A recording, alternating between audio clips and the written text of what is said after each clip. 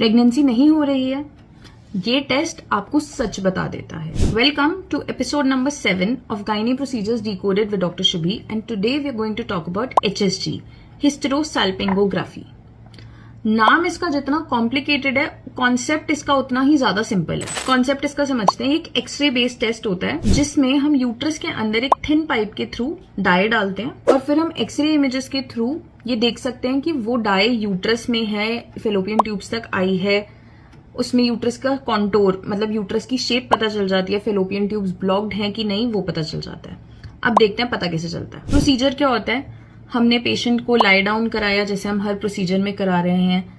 हमने पेशेंट की cervix, mouth of the uterus को पकड़ा। तो अब ये देखते हैं, ये माउथ ऑफ द यूट्रस है, ये अगर आगे की तरफ भी होता हम इसको पकड़ते हैं और इसके अंदर हम एक थिन स्ट्रॉ टाइप मटेरियल आप मान लो, एक हम कैन्यूला डालते हैं।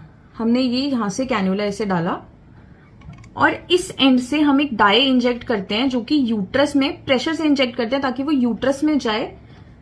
अब वो यूट्रस में अंदर हर जगह स्प्रेड होगा और फेलोपियन ट्यूब्स के अंदर चला जाएगा और यहां से स्पिल होगा। ये सब हम एक्सरे इमेजेस में देखते रहते हैं। हम सीरियल एक्सरे इमेजेस लेते हैं जब हम डाई इंजेक्ट करते हैं उस टाइम पे, तो 1 मिनट बाद फिर ऐसे सीरियल इमेजेस हम लेते हैं जब पूरी तरीके से डाई इंजेक्ट हो गई है उसके एंड में कि कहां तक डाई पहुंची है।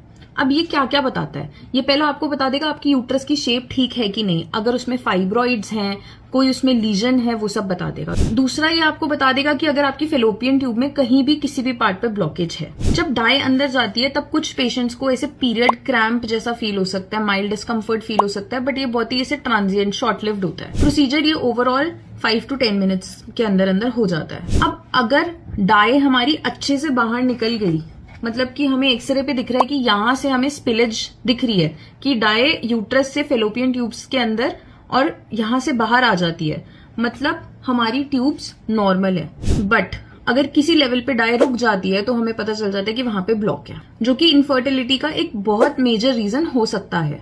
HSG कराना कब जरूरी है? इनफर्टिलिटी के वर्कअप के लिए, यानी कि अगर आप कंसीव करने का ट्राई कर रहे हैं और नहीं कर पा रहे हैं, या फिर अगर आपका डॉक्टर ट्यूबल ब्लॉकेज को सस्पेक्ट कर रहे हैं। अब बहुत रेयर केसेस में ऐसा भी देखा गया है कि HSG के बाद ना जनरली प्रेगनेंसी के चांसेस इंक्रीज हो जाते हैं, क्योंकि जो थोड़ी बहुत ब्लॉकेजेस होती है ना वो फ्लश आउट हो जाते हैं बिकॉज हम इतने प्रेशर से उस डाई को डालते हैं। बट हाँ, अगेन ये स्क्रीनिंग प्रोसीजर है, ये 100% डायग्नोसिस नहीं करता। अगर इसके अंदर हमें ट्यूब में ब्लॉक दिख रहा है तो हम नेक्स्ट प्रोसीजर पे जाएंगे, हम मान नहीं लेंगे कि ट्यूब में ब्लॉक है। रीजन, किसी पेशेंट को स्पाज्म आ जाता है due to an allergic reaction to that dye. अब जब वो स्पाज्म आता है तो वो भी हमें एक ट्यूबल ब्लॉक की तरह दिखता है। अब कॉमन क्वेश्चंस क्या हैं? सेफ्टी की बात करते हैं। जनरली बहुत सेफ प्रोसीजर है, कॉमनली करते हैं, 5 से 10 मिनट का प्रोसीजर है। जिनको बहुत ज्यादा, जिनकी पेन टॉलरेंस कम होती है, उनको पहले एक पेन किलर दे सकते हैं। रेयरली इन्फेक्शन का रिस्क हो सकता है, इसलिए प्रोफाइलैक्टिक एंटीबायोटिक्स भी कोई प्रिस्क्राइब करता है। प्रिकॉशंस क्या लेने होते हैं? एक्टिव ब्लीड, एक्टिव इन्फेक्शन या फिर प्रेगनेंसी, इनके अंदर HSG कभी नहीं करना। पीरियड्स के बाद करना है, ओव्यूलेशन से पहले करना है। HSG के बारे में और डिटेल्स पता करने के लिए या फिर अगर आपने HSG कराया और आपको कोई डाउट्स हैं, do leave them in my DM।